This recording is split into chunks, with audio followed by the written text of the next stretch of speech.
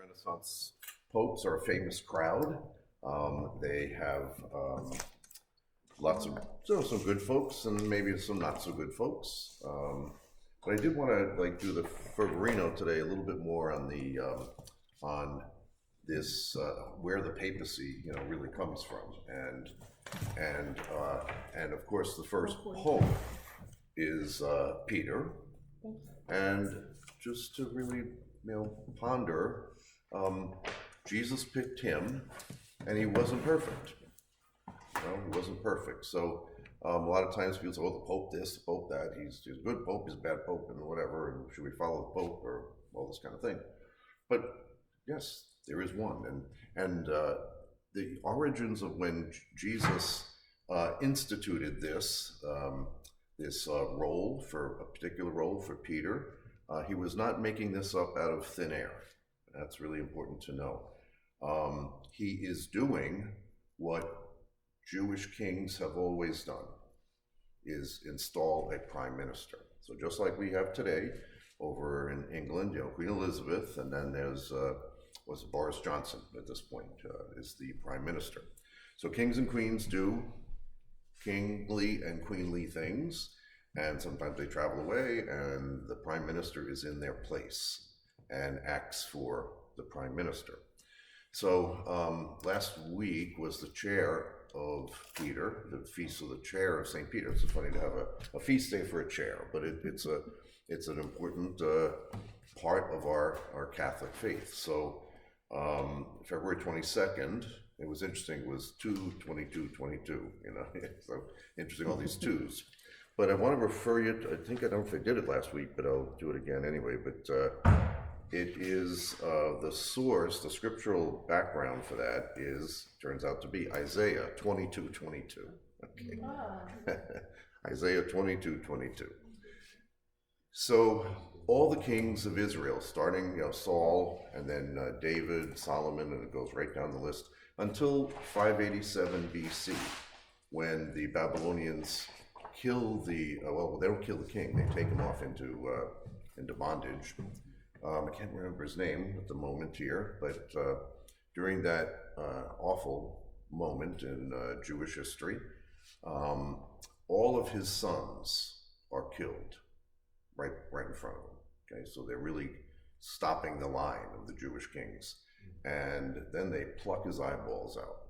So the last thing he sees is the death of his sons. So the cruelty, amazing. So, but all of these kings, for those 500 years or so, more or less, something like that, they all had a prime minister. So there was a bit of a ritual that took place, and it's very interesting how the wording of this is.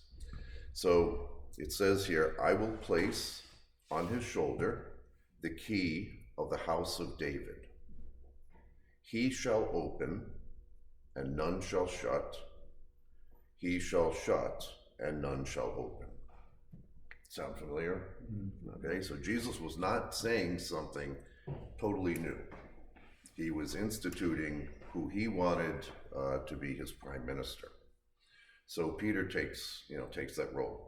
So some more background on so it's interesting here, the image is a key and a door in this world, more or less, what's going to happen here in this world. It's interesting how Jesus kind of goes a little bit in a different direction. Of course, he's saying what you bind on earth shall be bound in heaven. So he's got this whole other spiritual and heavenly idea, of course, because his kingdom, as he is teaching, is not of this world. So it is going to be having its roots in Jewish history and the practice of the monarchy in Israel, and then now he's establishing something new. So this is a role that was very ancient and not something Jesus just thought it up. So the papacy is begun. Certainly it evolved in time and history till we get to folks like Nicholas V. We'll talk about him a little bit. The Renaissance popes, but there is a continuous line, and it's interesting that the scriptures, the New Testament, the Gospels record Peter as fallible, I guess you might say. You know, it's Matthew 16 where we get that account of you are Peter, and on this rock I shall build my church. To give some background to that, if I had my map, I'll do it over here a little bit. Anyway, you guys, oh, sorry, you're gonna move that thing. Okay, so here is just a big circle. Basically, the Sea of Galilee is kind of a big circle. Most of all the miracles and all the stuff, Capernaum is up here, just all around this little area here. Bethsaida, very interesting to know. There's a couple of places that they were thinking was Bethsaida, which is the home of Peter and Andrew, James and John. They're from Bethsaida. And there was a couple of places where they were suspecting, you know, they're digging here. But just in the last year or so, they've pretty much think, okay, we found it now, and now we're going to really start excavating. So it's amazing that right now, today, finally, you know, Bethsaida, most of the folks saying, yeah, they're probably right this time. This looks like the place where it would be. So it's over here. And it's right where the river comes down, the Jordan River, that comes in here, and then it goes out the other end. Okay, down to eventually, you know, the Dead Sea, down there. The baptismal site is right there, right near the Dead Sea.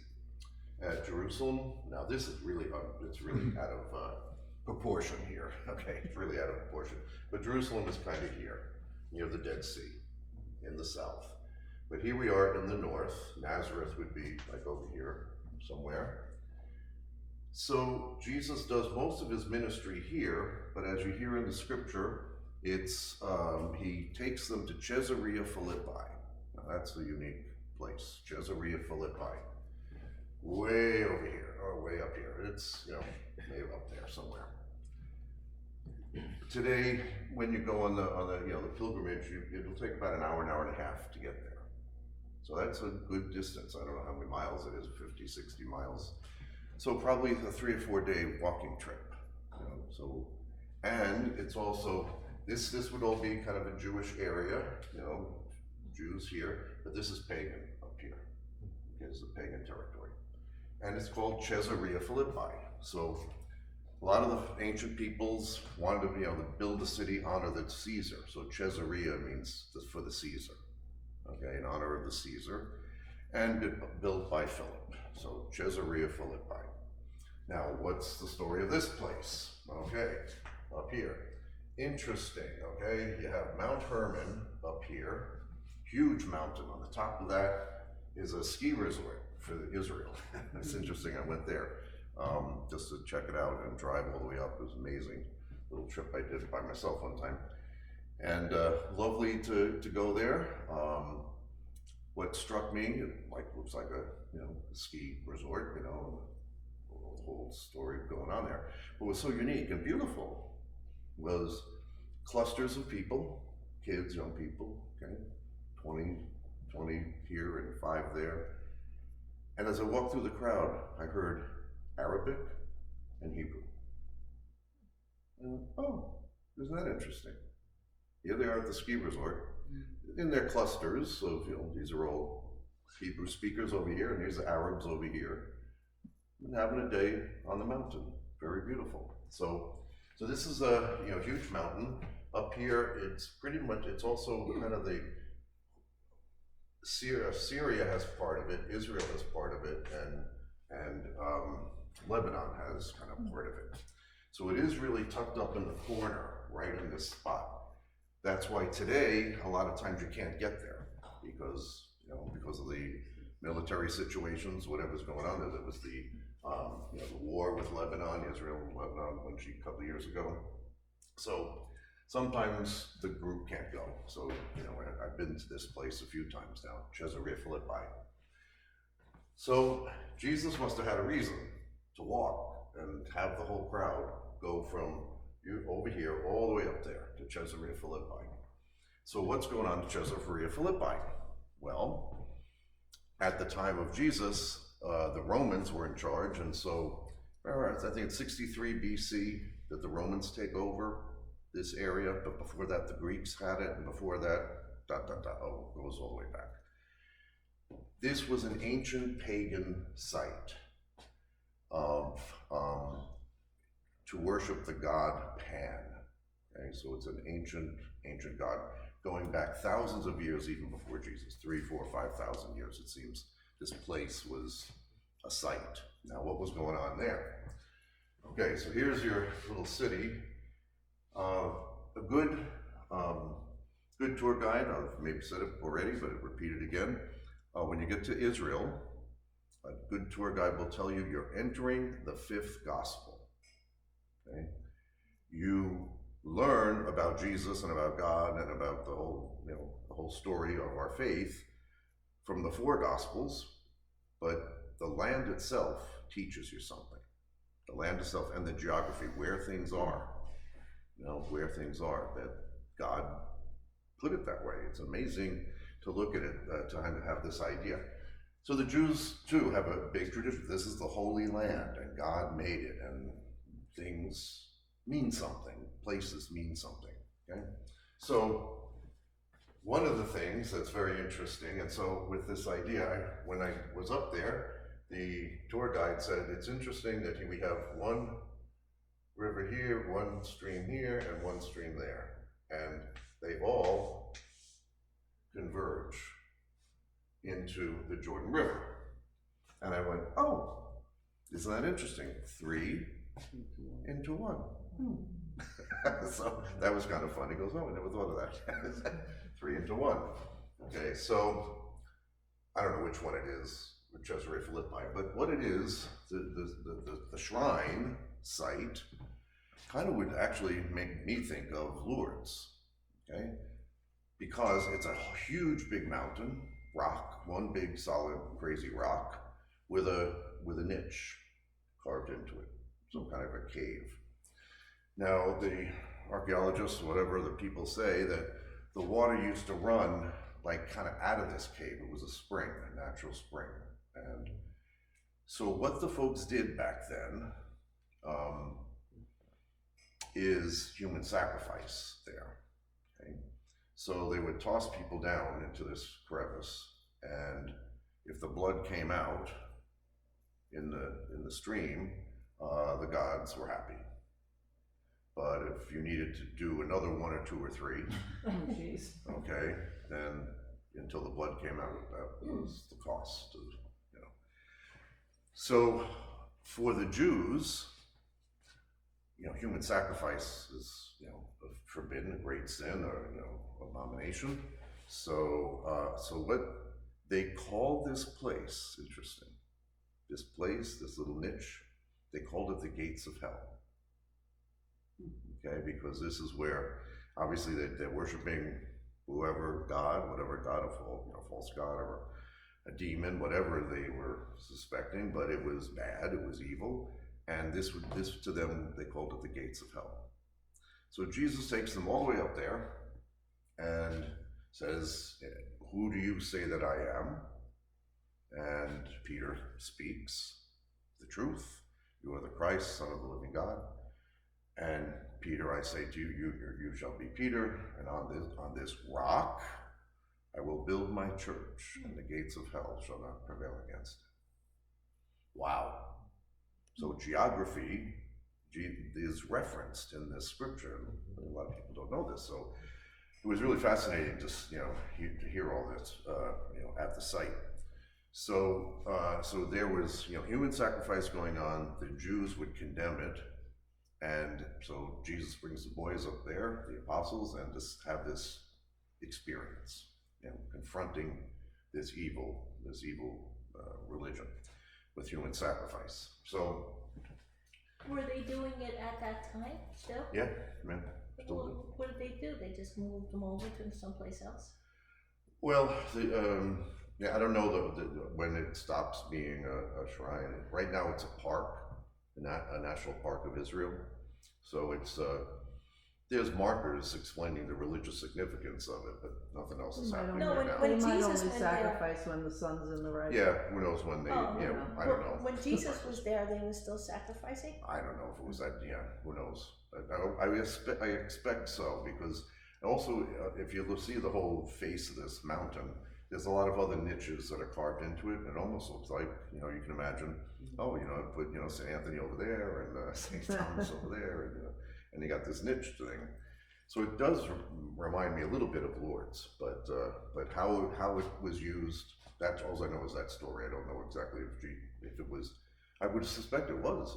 It's still pagan territory, and the pagans were, you know, doing their thing. They were still, you know, there's this battle right there in the land between Jews who would be believers in the one God, and then everybody else.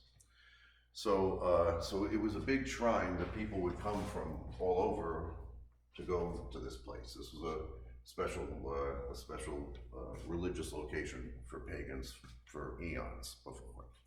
So that's part of the story. When you hear, you know, on this rock I shall build my church, and the gates of hell will not prevail against it. So if you keep reading in the text, what's the next thing that happens? If you remember, it's interesting. Okay, you are rock, and you, Peter, on this rock I shall build my church. Gates of hell will not prevail against it. And then he makes his first prophecy, okay, of his coming death. And what does Peter do with that story? Don't let that happen to you. That's impossible. We can't have this happen. And just as he gets the keys to the kingdom, you're the guy, you're in charge, you're going to figure stuff out. And exactly then, you know, minutes later, Jesus says, "Get behind me, Satan." Okay, so popes have said lots of things. Lots of things, and it's interesting, Peter is the first, okay? So it's not about perfection, you know, because certainly there's going to be other situations where Peter is going to mess up again, you know, another very significant story, of course, is after the arrest, Peter backs off. Jesus is arrested and brought to Caiaphas's house. Caiaphas is the chief priest, so he's going to have and so if you go to Jerusalem, there's a church on top of this, and really something. You go down into the it's like it is a dungeon. It's a dungeon, and tradition says this is where Jesus spent some time, in that pit, and so you can go down in that pit and you can pray Psalm 88 down there, and that's really powerful, powerful experience. So, that's called the Church of Galigantu, where the cock crowed, you know. So it's interesting. John records the story that Peter is there. He wants to see what's going on, but he's not going to get tied into the whole too close to Jesus. Of course, he's outside. And John records very interesting detail. Always pay attention to the details. They're not insignificant. They're there for a reason. Peter is sitting at a fire, a charcoal fire, it says. Sounds like a strange little detail, okay? Charcoal fire. And the people who are there around him say, "You're one of them too, you're one of them too." And 3 times, okay, he denies Jesus. "I don't know the man, I don't know the man." Okay, this is the guy that got the keys, you know, and, okay. So after the resurrection, right over here, they took one of the little spots over here. It's called the Church of the Primacy of Peter. We get the story in John 21, where after the resurrection, Peter says, "I'm going fishing." I love the line. It's a great line to start it off. "You got the world to save, Peter, you know, but I'm going fishing." Okay, we're going fishing. He's out there in the boat. Jesus is on the beach. He's preparing a breakfast. And then they realize it's Jesus. Peter jumps into the water and goes to swim up there, gets to Jesus. And then where are the 2 of them sitting now? At a charcoal fire. What does fire represent? Kind of purification and light, and okay, we're gonna have this little, you know, face-to-face conversation. So Jesus says to him, you know, "Peter, do you love me?" How many times does he do that? 3 times. There we go. Remember I told you about the threes, things happen in threes, you know. First time, second time, coincidence, third time means you mean it. So as he denied Jesus 3 times, now he's going to correct what he did 3 times. Do you love me, Peter? Do you love me? So, so just to, you know, have us ponder as we start looking, you know, again, back at the popes now. There's Peter. He's the first one, and is he perfect? But he's certainly not beyond redemption. You know, that's the whole story. Okay, I get it, I lose it. I get it, I lose it. So, okay, so so that takes place. Yeah, like I said, the Final Sea of Peter. It's a beautiful little beach.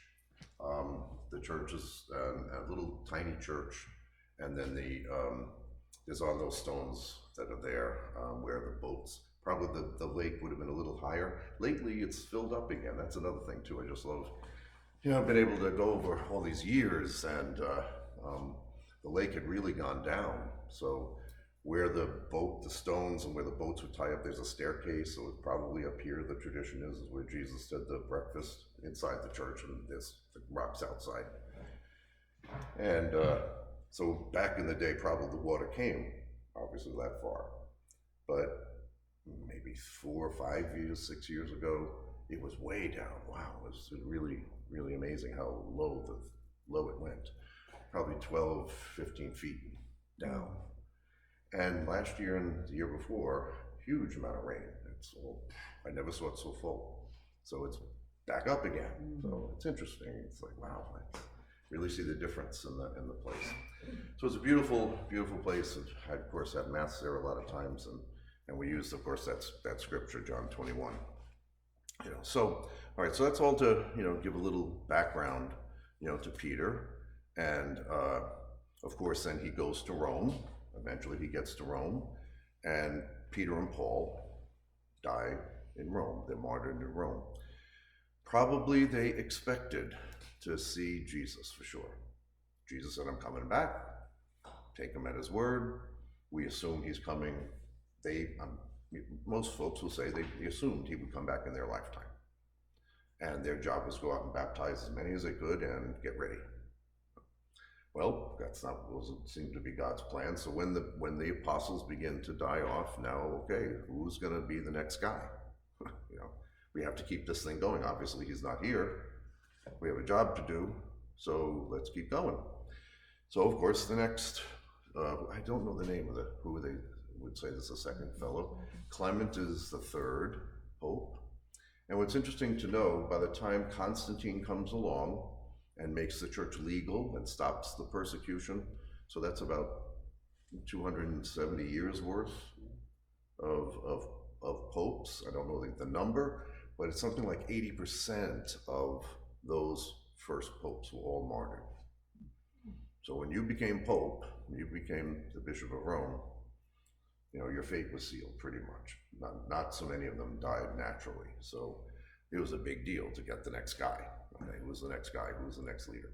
So he does have the keys, you know, this idea, the keys to the kingdom. If you go to the Vatican today, of course, inside the big dome of St. Peter, right along the walls there, it says the whole text from Matthew 16. Okay, on this rock I will build my church. So let's see. So okay. So, of course, the succession of the popes go through the centuries. We have the confusing time just prior to where we covered a month or 2 or 3 ago, where we, you may able to go back over here now. Okay. Where we talked about, you know, what was the Avignon papacy, where the Pope was invited by the King of France to go live in France for about 70 years. It turned out to be a succession of popes were there, and a confusing time, multiple popes, and who's the Pope, and all the rest. So finally, good old St. Catherine of Siena helps to settle it, that this is the Pope, and to get him back in Rome, bring him back to Rome. So we've gone through that era too. So we have, you know, it's a you could say a troubled history, you know, not a bunch of perfect people, and but there is the guy. Okay, there's the guy. Now, the church history, again, to kind of keep explaining, the differences between the Orthodox, which we're dealing, to understand what's going on now in even Ukraine and Russia and all this, is to try to understand this whole huge history. So here was, over here is Rome, I'll do that here. Here's Constantinople, So good old Constantine decides to get out of Rome, build a new city, and we need a patriarch. Okay, so around 330, he begins to build. Constantinople with the idea it's going to be a brand new Christian city. We're going to start from scratch. We're going to build bigger and better. Build back better. He's over here in Constantinople. So it's interesting when you do the whole sweep of the 2,000 years of Christian history. Here's the Pope in Rome. For the first 3 centuries, we don't have any council. There's an age of persecution. We're not going to gather. So in one place, because it's impossible to do it, it's too threatening. So we are going to build the traditions and things. For 300 years, the church did its thing, and it grew and spread and all over the place. And then the Council of Nicaea is the first big council. So that's called by Constantine, and it's not in Rome. It's way out here in Turkey, okay? Way out here in Nicaea, the Nicene Creed. So they come up with that. So at this point, they call it the fall of the Roman Empire. Just around a little bit after this, the 400s, Rome really starts going down. And Constantine and Constantinople goes up in its significance. So the emperor is here, no more emperor here. We got a pope, but no emperor. And over here we got a patriarch and an emperor. So that lasts for a long time, exactly till the time of good old Nicholas. So we're going to start talking about him in a minute. So Rome goes down. And it was sacked. Rome was sacked by the Vandals and all these groups that came from the north. Okay. Oh yeah, I wanted to talk a little bit about that. Okay. I'll go back here. Let me go back here. We'll do another little thing here. This is interesting. Whatever. Okay. So you got the boot of Italy, and all that. Here's Rome over here, and over here we'll call this Greece, and then over here is Constantinople. Over here. So up here is the Alps. Okay, so this is the Alps. Now, all along the Mediterranean it's the Roman Empire, and it becomes Christian as the centuries are going to go by. And it's a nice culture down there. It's warm usually. They sit around drinking wine, and they have a nice life, and they work in the morning, and then pretty much all those folks will do a nice siesta in the afternoon, and then they go back to work for some more time, and then go out and have their dinner, and it's a nice life, pretty much. Nice weather. These folks up here in Northern Europe, okay, this is Germany and all those places, and Holland, England, not so nice weather. Culturally, it's an amazing difference between those two locations, okay? So these folks, these Italians, all these different folks, they've lived with the Pope for whatever, hundreds, centuries and centuries. And they get the guy. Usually he's Italian. Usually they understand how he thinks and operates. Think of Italians, a little, how you doing over there? Fine. How's it going over there? What's up? And they have a easygoing kind of mentality. Okay? These folks up here, when they start coming down into Rome, the 400 and 500s, they're tough folks up here. They live hard life. It's cold. It's tough place. So culturally, they come and they take Rome down. Okay, Rome kind of falls apart in the 400, 500, 600, 700s. Not a whole lot's going on. There's still a pope, but it's kind of quiet. Constantinople is elevating. Okay, so now in Constantinople runs into trouble as the Muslims are moving along. They're taking more of the Byzantine Empire. It's slowly being gobbled up to the point where in 1453, Constantinople is finally sacked.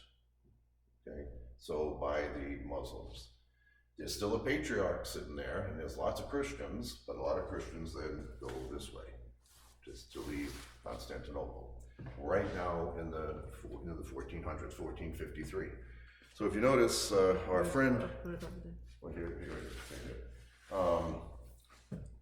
if you notice Nicholas V's time of his papacy is 1447 to 1455.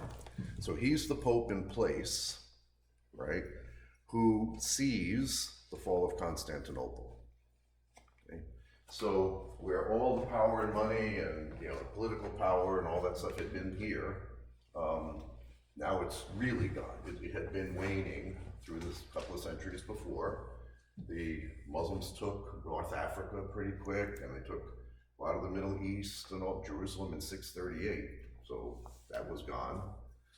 And so it took a whole bunch of years, almost another couple of hundred years to 1453, for the patriarch to get into trouble out in Constantinople. All these centuries before this, of course, is the period of the Crusades, and it's always important to remember. Unfortunately, the church gets hung for that, like as if the Pope woke up one day and said, "Oh, let's go kill Muslims." But all these attacks against Christendom, had been aggressive measures and attacks by Muslims, attacking Christian culture and countries. Okay, it's going on for centuries and centuries. This did not begin in 9/11. It goes way back to the the 600s. So finally, Constantinople is lost, and exactly at this point now, the biggest church in the world is here. It's Hagia Sophia. The biggest church in the world for 1,000 years has been here. Okay. Over here in Rome, we had St. Peter's, the old St. Peter's built by Constantine, 330s. And exactly, our friend, good old Pope Nicholas here, decides we're in the 1450s, I guess, or maybe the 1440s, when he's the Pope, he assesses the situation of this building, this big church, St. Peter's, built on the tomb of Peter. It's there for 1,000 years. We're in the 1400s now. It's been there for 1,000 years, but it's built on a cemetery. Okay, that's what. Now, if you were to take a little map of Rome, the Tiber River, the Roman Forum was here, the center of Rome. When you crossed the river, this was the cemetery. There wasn't much out there. The wall of Rome was on the river, and it went around this way. So this part of Rome was ancient Rome. If you go to see the Vatican City now, it looks, well, of course, everything grew up around it. So you don't even have a perspective of that, but this was the downtown Rome. This was nowhere at the time of St. Peter being buried. It was a cemetery. So there was not much outside the wall. Okay? So the cemetery would be out there. So when they built St. Peter's, they built it on a cemetery, and it goes like this. It's not solid ground. So after 1,000 years of trying to prop up good old, they called it Old St. Peter's, Nicholas decides, okay, enough of trying to repair this place, we're taking it down. So they take it down, and then they begin to build what we see today. All right, in the 1450s or somewhere around in there, the new St. Peter's. New St. Peter's is 500 years old now, so, but it's obviously a beautiful structure, and Michelangelo gets involved. It's the Renaissance, so lots of things are coming together to build this new church. Now, why does he, what's in Nicholas's head? This place is gone, all right? It's closed. Hagia Sophia is no longer operational, it's not a church. So, and this had been the biggest Christian structure Now he gets the idea, okay, this is lost, and now we're really gonna make this the center of Christianity now. And it had been for a long time, kind of out here, but now Rome, he wants to elevate. So just in time, as the Renaissance is getting there, moving along, you're gonna see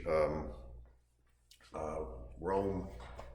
Nicholas has the agenda, I gotta make this a world-class city. And literally for hundreds of years, not much has happened. There's stuff happening, but once the Renaissance gets going, Rome, he sets it to, I'm gonna fix it all, okay? We're gonna have beautiful stuff. So it's interesting when you go, I had a sabbatical there, I was there for 3 months, so I got to know Rome pretty well. And it's amazing, everywhere you go, you see Nicholas V, his name is on everything. Okay, so he built this, a fountain, he did the aqueduct, he did this, he did that, Nicholas V, Nicholas V, Nicholas V. So he wanted to make Rome special and beautiful again, okay? So he gets into, he had been at, it says here, he was at the Council of Florence. We did talk about the Council of Florence a little bit. That was when the Greek, now always remember this date, 1054. That's the big split between the two churches. The Pope excommunicates the Patriarch excommunicates the Pope. And we have a big divorce here, big sad situation. In the Council of Florence, it had a bunch of Basel, Ferrara, and Florence, 1431 to 1445. These guys came to Florence, and Florence is up a little bit north of Rome, over there, and they tried to settle the deal. Can we get together again? Can we become one church? The Greeks knew we need help. Again, the Muslims are attacking. Can you help us?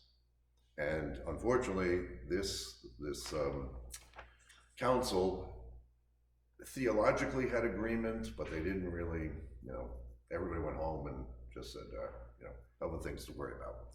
So unfortunately, they didn't, the Pope prior to him, I forget who that was. So anyway, these guys over here didn't send a whole lot of help to these guys. So by 1453, a few more years later, it's done. So, Rome is going to now, really try to put itself together and make it the center of Christendom. So exactly as Constantinople falls, Rome is exactly right there, starting to go like this. Okay? And it certainly had its history now for the last 500 years, and we know that they, certainly has been the center, center. So the patriarch is still in Constantinople? Yeah, there still is a patriarch in Constantinople. There's not much left. Now, I did make a pilgrimage there, was able to get into Hagia Sophia, and that was something to see, it's amazing. Did they gut it? Yeah, it's all whitewashed. They, in the 1920s, Ataturk, who took over and made Turkey a secular country, okay, right around, back then, we think, we've lost religion now. No, people started really losing religion a long time ago. And Ataturk wanted to be saying, we're not going to do the Muslim thing so much. We're going to make Turkey a secular state. Therefore, we're going to make Hagia Sophia a museum. It had been a mosque all these years. And what they did is they when the Muslims took over, they just whitewashed over all of the icons and all the art and everything, just whitewashed it. And somewhere in the 20s, 30s, 40s, somewhere like this, above the altar, they opened up where Jesus and Mary are there, so beautiful icons. They opened up a few of the walls and cleaned, so you can see what some of it looked like before. So it was, I think it's still the biggest dome in the world. I forget if that's correct. Are there any images of what it used to look like? I've never looked. There must be some paintings and stuff of what, people remember, what it looked like. in the past, but it's since 1453. It was a mosque, then it went to a museum, but right now, Erdogan made it back into a mosque. Okay, so it is now for Muslim worship. Pope Benedict went there a bunch of years ago, and because of the whole political religious problems, he was not permitted to pray there. He could not bless himself. He could not do anything. Just look. And there was a point where he closed his eyes. If you watch the film, but he couldn't kneel, couldn't do anything religious, couldn't do the sign of the cross, nothing like that. So it is what it is. I got in there and I prayed. I prayed in there. Anyway, so the patriarch now has a little tiny church down the road.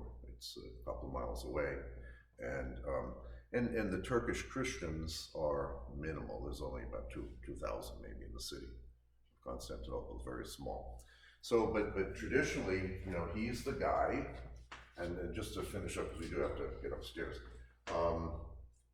These folks, now again, this is the coastline, the Mediterranean. We're right in the Mediterranean in the south here. And these guys, around 1000, the year 1000, these folks start sending missionaries up into the north.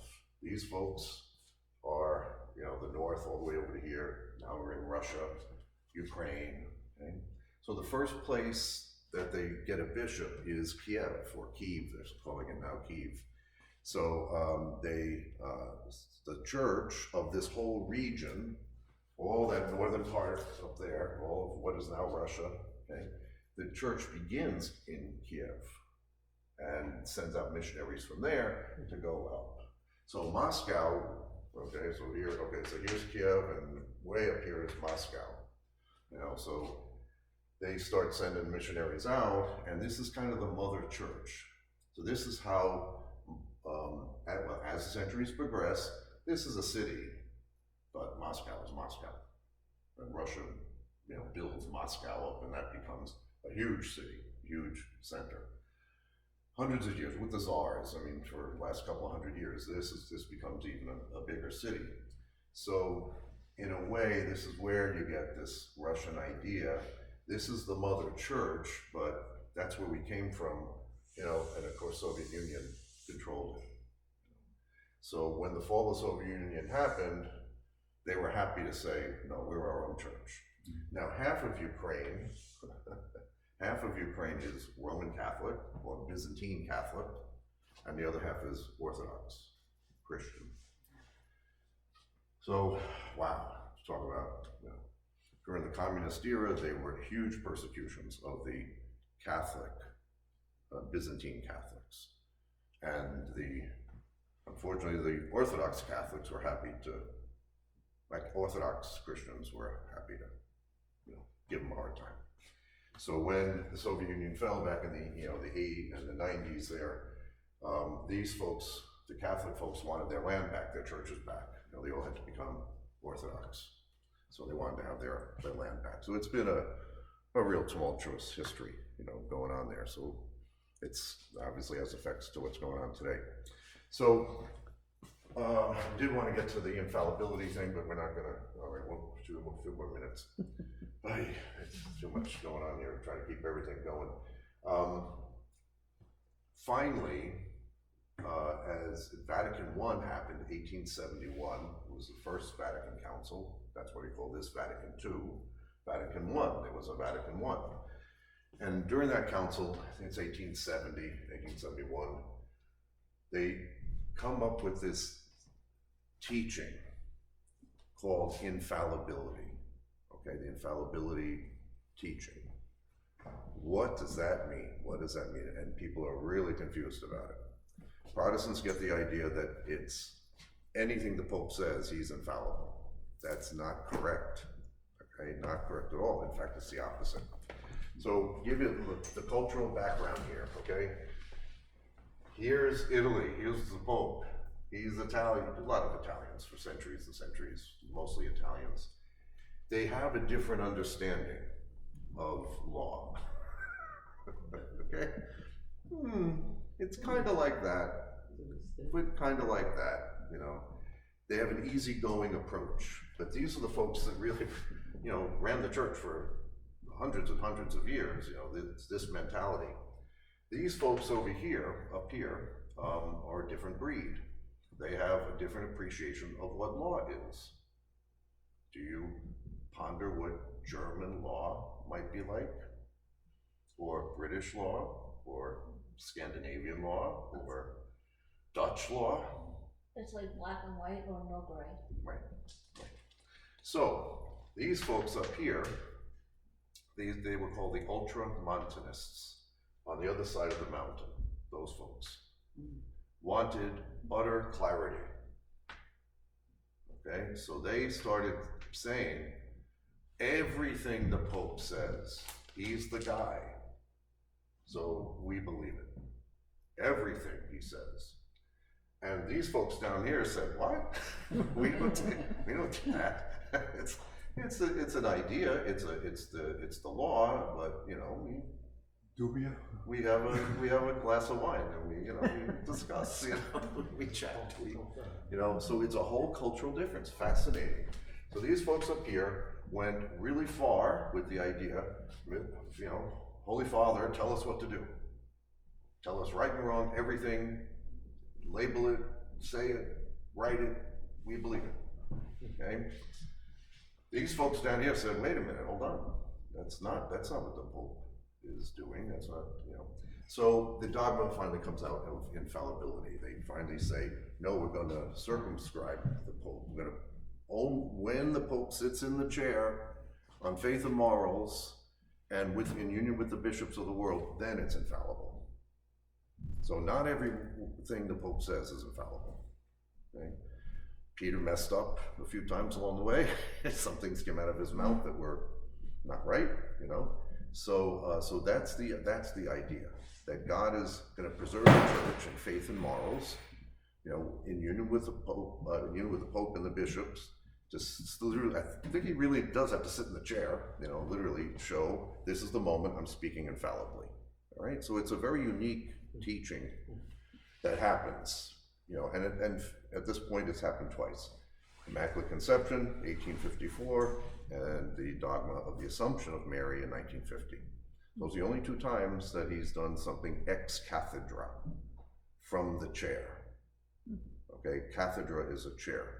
So the chair of the bishop is in the cathedral. That's where you get the word from, chair. So the church with the chair of the bishop. Now he's the Bishop of Rome. That's a unique chair, has kind of jurisdiction of the whole world. And but they did kind of at Vatican I, they said, hold on, not every word the Pope is saying, we don't interpret it that way. When he sits in the chair, says ex cathedra statement, now you're dealing with, this is it, revealed by God, and we're obliged to believe it. But not everything the Pope says. Okay, so it's opinion, it's even encyclicals. Now there's a whole discussion about that. It's as close, that is authoritative teaching, but most folks would say it's not infallible, but very regarded, very authoritative, a big proposal of the Pope. Here you go, he's writing an encyclical. But liberal folks would say certainly it's not infallible. Some conservatives would push and say, yes, it is, it's ordinary teaching. Big discussion in the church today, for sure. But just to give this idea, this cultural idea, is interesting. These are the folks that pushed it all the way, the folks in the north. And they wanted the Pope to define everything. Tell us, is it Tuesday? Like, tell us, is it, what day is it? Lord, have mercy, So, but it's not that. So this teaching authority is expressed on a unique occasion, ex cathedra, or from the chair, and an infallible statement. Okay? All right, leave it at that. We'll leave it at that. Thank you.